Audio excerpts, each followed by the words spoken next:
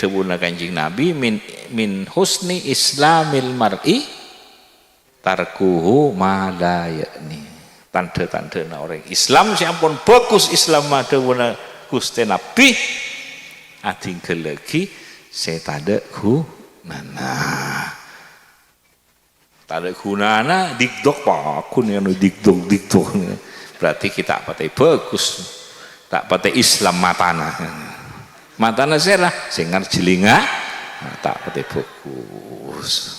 Ini dikdok saya tak beres saya elok lagi. Jadi mulai tempodak tuli panjingke ada sing mapan kopeng saneka juga kon sini juga entah nengeneng cek nengeneng mun nengeneng ada guna cek tedung mun tedung ada guna mun tedung sih beda guna sopu ada kian istirahat istirahat ada kian ngaji jalan sih beda guna mun tidak guna nanya mana benda jalan kenapa nyamana agak lejer.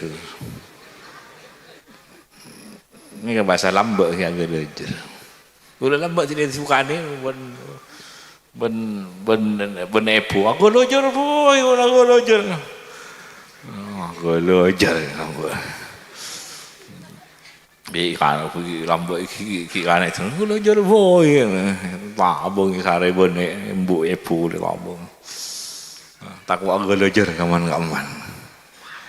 Jadi sekoni tabung benembuk nikah male tak banyak wong tabuang male acara celana abek male beda guna juga mun nengenang sih beda gu mun acaca sih beda guna nah tak belajar asapora ka Allah mun pun berarti lagi saya tak ada guna nah berarti kenika pun fokus Islam